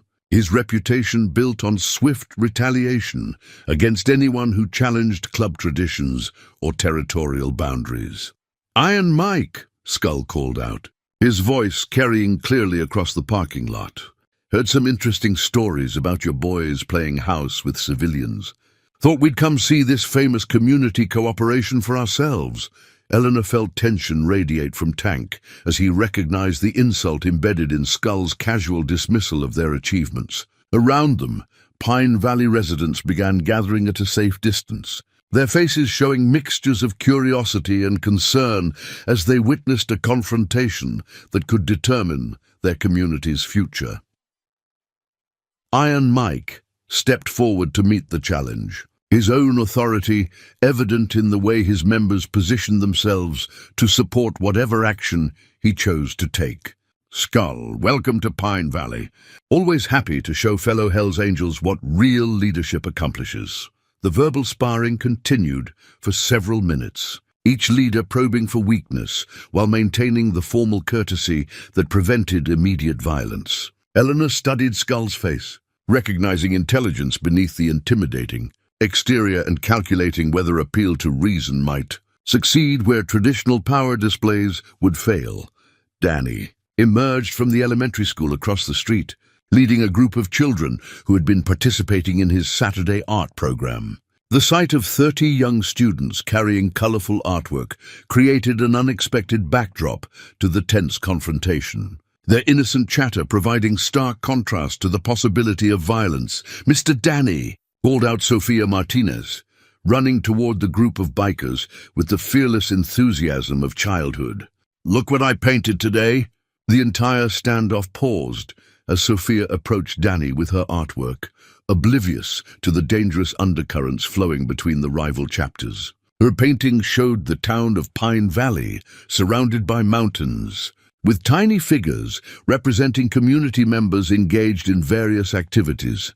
Skull Rodriguez watched this interaction with obvious confusion, his preconceptions about Hells Angels' community involvement challenged by the reality of children seeking approval from a club member. "That your kid?" he asked Danny, his tone carrying genuine curiosity rather than threat. "No, sir, she's one of my art students," Danny replied respectfully. "I volunteer at the elementary school, teaching kids about drawing and painting." The revelation that a Hells Angels member was working as an elementary school art teacher created visible surprise among the Riverside chapter members. Several exchanged glances that suggested their intelligence about Pine Ridge operations had been incomplete. Eleanor seized this moment of uncertainty to step forward, her walking stick tapping confidently against the asphalt as she approached the rival chapter leadership. "Mr. Rodriguez, I'm Eleanor Morrison. Perhaps you'd like to see what your fellow Hells Angels have accomplished here before making judgments about our community relationships." Skull's expression shifted as he registered Eleanor's age and apparent fearlessness in approaching dangerous men during a volatile situation. "You're the nurse who started all this," he said, though his tone carried respect rather than accusation. "I'm the woman who provided medical care to injured human beings," Eleanor corrected gently. "Everything else grew from that simple act of compassion." Sheriff Hanson arrived with 2 deputies, their presence adding official weight to the proceedings without creating additional tension. Pete had learned to trust Iron Mike's judgment during months of successful cooperation, and his relaxed demeanor communicated confidence in peaceful resolution.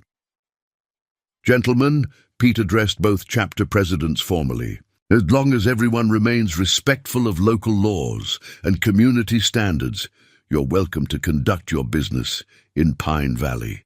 Just remember that we've got families and children here who deserve to feel safe." Skull studied the scene with growing understanding of how traditional Hells Angels intimidation tactics had been replaced by something more sophisticated and potentially more powerful. The sight of Danny surrounded by admiring children, Tank standing protectively beside an elderly woman, and Iron Mike coordinating respectfully with law enforcement challenged every assumption about motorcycle club operations.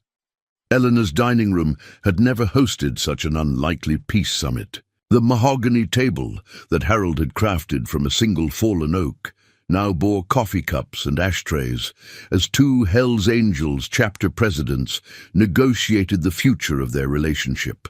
Harold's handmade furniture seemed to anchor the conversation in values of patience and craftsmanship, reminding everyone present that meaningful accomplishments required time and careful attention to detail.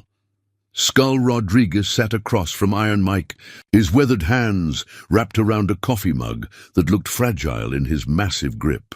The past hour had transformed his understanding of what the Pine Ridge chapter had accomplished, though his expression still showed skepticism about whether their approach could work in other communities. "This is impressive, Mike, I'll give you that," Skull admitted, gesturing toward the window where Danny could be seen helping children load art supplies into their parents' cars. "But you're dealing with a town that wanted to cooperate. Most places we operate, the civilians see us as enemies. No matter what we do." Eleanor refilled coffee cups while listening to the conversation. "That would determine whether Pine Valley's experiment in community cooperation could survive. Challenges from traditional motorcycle club culture. Maybe the difference isn't in the communities, but in the approach," she suggested gently. "People respond to what they perceive as threat or opportunity." Iron Mike nodded agreement with Eleanor's observation. "When we rolled into towns looking for trouble, we usually found it. When we started looking for ways to contribute, people gradually began to trust us." Tank entered from the kitchen, where he had been helping Emma with homework, his domestic involvement providing living proof of the personal transformations that had accompanied the chapter's community integration. "Skull, you saw how those kids reacted to Danny. That kind of respect can't be faked or forced. It has to be earned through consistent behavior." Skull studied Tank's face, recognizing changes that went deeper than surface politeness. "Tank, you always were one of the most volatile members in the region. Remember that bar fight in Billings, where you put 3 guys in the hospital?" "I remember," Tank replied soberly. "I also remember that violence solved nothing except creating more enemies and legal problems. Eleanor taught me that real strength protects rather than destroys." The conversation was interrupted by a knock at the front door. Eleanor opened it to find Mayor Patricia Hoffman, accompanied by 3 town council members, their faces showing nervous determination as they prepared to address the assembled Hells Angels leadership. "Mrs. Morrison, I hope we're not interrupting," Mayor Hoffman said formally. The council wanted to personally thank both chapters for maintaining peace during today's visit. Eleanor invited the officials inside, recognizing an opportunity to demonstrate the respectful relationships that had developed between local government and the Pine Ridge chapter. The sight of elected officials voluntarily entering a room full of motorcycle club members represented unprecedented cooperation. "Mr. Rodriguez," Mayor Hoffman addressed Skull directly, "we understand you're evaluating the Pine Ridge chapter's community involvement. I wanted you to know that their members have become valued contributors to our town's safety and prosperity." Councilman Robert Chen stepped forward with a folder containing documentation of the chapter's community service activities. "Property crime is down 60% since they began informal security patrols. Emergency response times have improved because they often provide first aid before paramedics arrive. And their volunteer work has saved the town thousands of dollars in public service costs. Skull examined the official records with growing amazement, seeing quantifiable evidence of benefits that traditional Hells Angels operations never produced. You're telling me that local government actually wants Hells Angels' presence in your community? We want the presence of citizens who contribute to public welfare and safety, Mayor Hoffman clarified diplomatically. The fact that these particular citizens happen to be Hells Angels members is less important than their positive impact on our community. Eleanor watched Skull process this information, seeing the moment when cynicism gave way to genuine consideration of alternative approaches to motorcycle club operations. Mr. Rodriguez, what do you think would happen if your chapter tried similar community engagement in Riverside? Skull's laugh carried bitter undertones. Riverside's got gang problems, drug trafficking, and a police department that sees us as just another criminal organization. Or to build trust when bullets are flying and everyone assumes the worst about your motives. Shenmike leaned forward, recognizing an opportunity to share lessons learned through months of careful relationship building. We didn't start with perfect conditions either, Skull. Sheriff Hansen was ready to arrest us all when Eleanor first brought Tank and Danny to her cabin. Trust developed gradually through consistent actions that proved our intentions. Danny returned from his art program cleanup, his face showing satisfaction from another successful teaching session. Skull, can I show you something? He retrieved his sketchpad and opened it to reveal portraits of community members engaged in various activities. This is what I see when I look at Pine Valley now. People working together, taking care of each other, building something positive. Skull studied the drawings with unexpected appreciation for Danny's artistic skill and the perspective they represented. You always were talented, Danny. But this is different from the mechanical stuff you used to draw. These pictures tell stories. Eleanor taught me that art should serve something larger than just personal expression, Danny explained. When I draw the kids in my art classes or Tank reading to his daughter, I'm documenting the possibility that people can change and grow. The room fell silent as Skull absorbed the implications of what he had witnessed during his visit. The Riverside chapter president was clearly struggling with the gap between his preconceptions and the reality of Pine Ridge operations. Mike, I came here expecting to find weakness that needed correction, Skull said finally. Instead, I found strength that I don't fully understand but can't dismiss. Your people haven't gone soft. They found a different kind of power. Eleanor smiled as she watched understanding dawn on Skull's weathered features.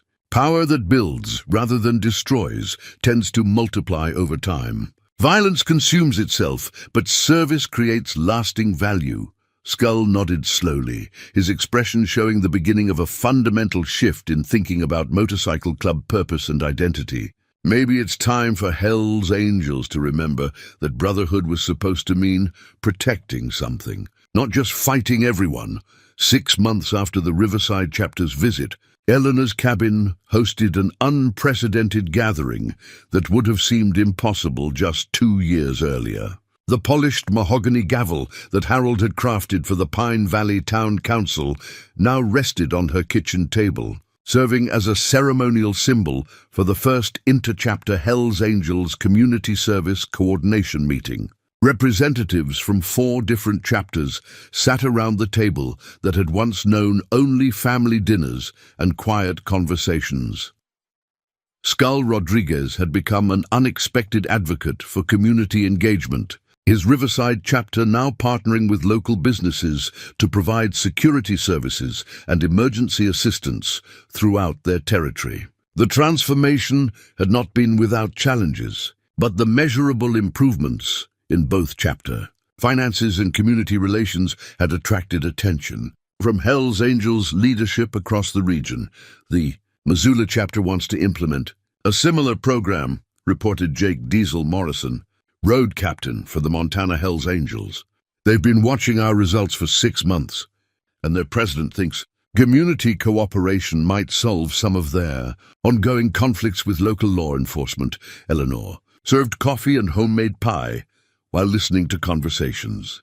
That would have been unthinkable when she first found Tank and Danny frozen beside their wrecked motorcycles. The men around her table were discussing youth mentorship programs, disaster relief coordination, and collaborative relationships with social service agencies. Iron Mike reviewed notes from his conversation with the regional Hells Angels director, who had initially opposed community engagement initiatives but was now cautiously supportive after seeing concrete results. National leadership wants a formal report on our activities and their impact on chapter operations. If we can document success, they might approve expansion to other regions. Tank looked up from helping Emma with her mathematics homework at the counter, his domestic routine now so natural that visiting Hells Angels members no longer found it remarkable. What kind of documentation do they need? Crime statistics, community surveys, financial records, member retention data, Iron Mike replied. Basically proof that cooperation makes us stronger rather than weaker. Danny entered from the living room, where he had been reviewing lesson plans for his expanded art education program, which now served 3 elementary schools and 2 community centers. The County Arts Council wants to nominate our program for a state award, he announced. Recognition for innovative approaches to rural arts education. Eleanor felt profound satisfaction at this news, seeing in Danny's professional success the fulfillment of potential that had been dormant for decades. State recognition would provide excellent documentation of positive community impact, she observed. Skull nodded agreement while studying Emma's artwork displayed on Eleanor's refrigerator. My chapter's working with the Riverside Youth Center on a motorcycle safety program, teaching kids about responsible riding, vehicle maintenance, and road awareness. Turns out, parents appreciate having experienced bikers involved in safety education. The conversation was interrupted by the arrival of Sheriff Hanson, whose relationship with the Hells Angels had evolved from suspicious tolerance to active cooperation. Gentleman, Eleanor, sorry to interrupt, but we've got a situation that requires your assistance. Pete's expression was serious, but not alarmed, suggesting a request for help rather than an emergency response. Major accident on Interstate 90, multiple vehicles involved. State Patrol is requesting additional first aid personnel and traffic control assistance. Your people are certified and available faster than backup units from the county. Iron Mike was already reaching for his phone to coordinate chapter response. How many people do you need, and what's the time frame? 6 to 8 members with first aid training, emergency response equipment, and motorcycles for rapid deployment, Pete replied. Estimated response time 20 minutes to reach the accident scene. Eleanor watched with pride as the Hells Angels members transformed, from casual meeting participants to professional emergency responders within minutes. Tank kissed Emma goodbye. While grabbing his first aid kit, Danny secured his art supplies before heading for his motorcycle, and Skull coordinated with his own chapter members via radio. Communication. Eleanor, you coming with us? Tank asked, though his tone suggested he already knew her answer. My emergency response days are behind me, Eleanor replied with a smile. But I'll have hot coffee and medical supplies ready when you return. The rapid deployment of Hells Angels members for emergency assistance represented the culmination of 2 years of careful relationship, building and trust development. What had begun as Eleanor's compassionate response to 2 injured men had evolved into a regional network of community-oriented motorcycle clubs. As the sound of departing motorcycles faded into the distance, Eleanor sat alone in her kitchen, surrounded by evidence of transformations that had exceeded her wildest expectations. Emma's artwork covered the refrigerator. Danny's lesson plans were scattered across the counter, and the coffee cups bore traces of conversations that were reshaping Hells Angels culture throughout the region. The polished gavel caught afternoon sunlight, its smooth surface reflecting Harold's belief that patient craftsmanship could create beauty that lasted for generations. Eleanor touched the wooden artifact gently, feeling her husband's presence in the room where so many unlikely friendships had been forged. Through the window, she could see Pine Valley spread across the mountain landscape, its peaceful streets now protected by men who had once been considered threats to community safety. The transformation had required courage from all parties, but the results demonstrated that redemption was possible when people were willing to see past surface differences to recognize shared humanity.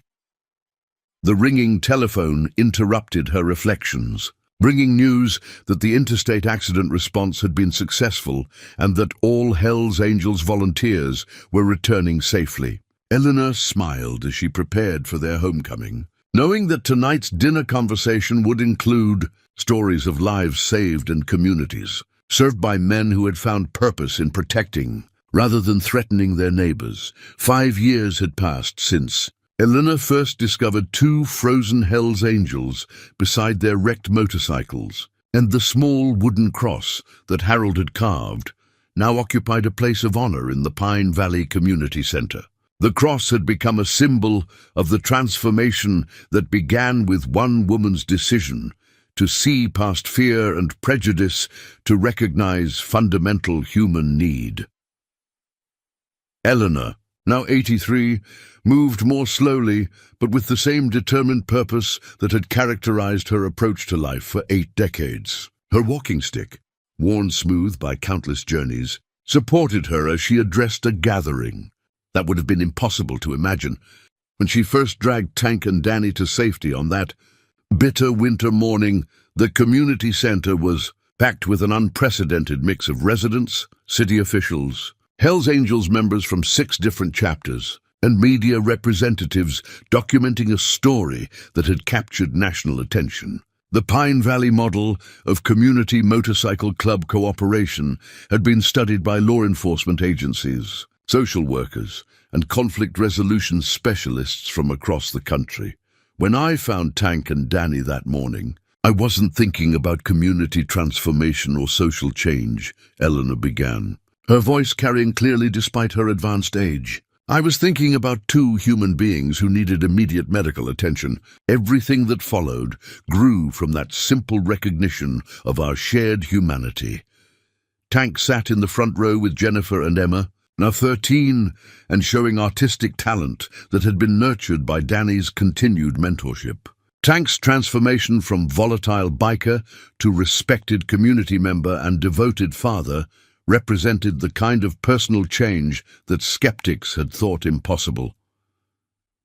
Danny stood near the back of the room, having recently completed his teaching certification and accepted a full-time position as Pine Valley's elementary art coordinator. His journey from high school dropout to certified educator demonstrated that potential could emerge at any stage of life when given proper encouragement and opportunity.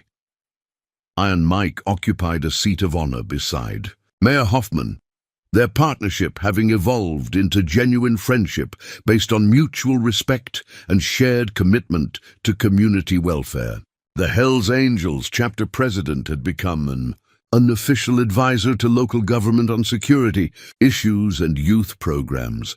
The transformation we've witnessed here challenges fundamental assumptions about the possibility of redemption and the power of unconditional acceptance, observed Dr. Sarah Martinez, a sociologist from the State University who had been documenting the Pine Valley experiment for 3 years. Mrs. Morrison's intervention created ripple effects that extended far beyond the immediate rescue of 2 individuals. Sheriff Hansen nodded agreement as he addressed the assembly.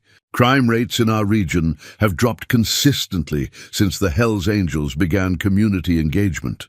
Property crime is down 70%, emergency response times have improved significantly, and we've seen measurable increases in community trust and cooperation. Eleanor felt deep satisfaction as she listened to testimonials from people whose lives had been touched by the changes that began in her kitchen.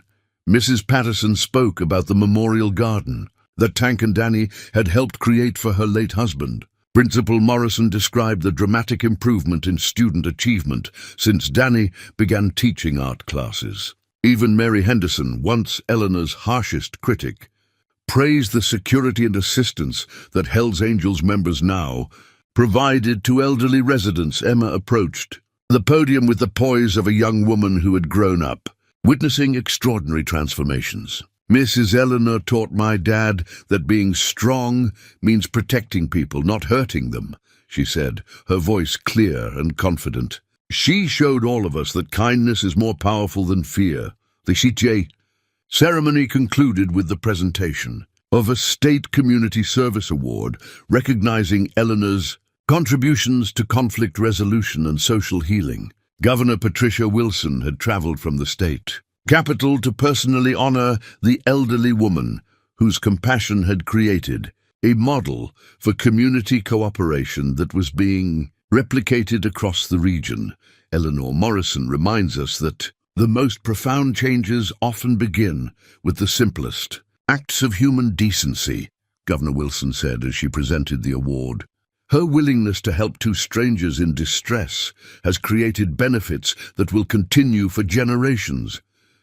As the formal ceremony ended and the crowd began to disperse, Eleanor found herself surrounded by Hell's Angels members from multiple chapters, each wanting to thank her personally for the changes she had inspired in their lives and communities. Young men who had joined the organization seeking brotherhood and belonging now found purpose in service and protection rather than violence and intimidation. Iron Mike was the last to approach, his weathered face showing emotion that he rarely allowed others to see. "Eleanor, I don't have words for what you've given us. You took men that society had written off and helped us remember what we were supposed to be, protecting." Eleanor accepted his embrace with the grace that had characterized her response to every challenge and opportunity over the past 5 years. "You were never broken, Mike. You just needed someone to remind you of your own capacity for good." The wooden cross caught the last rays of afternoon sunlight as Eleanor prepared to return to her mountain cabin, where the cycle of compassion and transformation continued daily. Tomorrow would bring new visitors seeking medical care, guidance, or simply the acceptance that had become her signature gift to a world that often seemed short on both kindness and hope. As Tank helped her into his truck for the ride home, Eleanor reflected on the unexpected journey that had begun with 2 frozen men and a decision to act on fundamental human decency. The legacy would continue long after she was gone, carried forward by people who had learned that strength could heal as well as harm.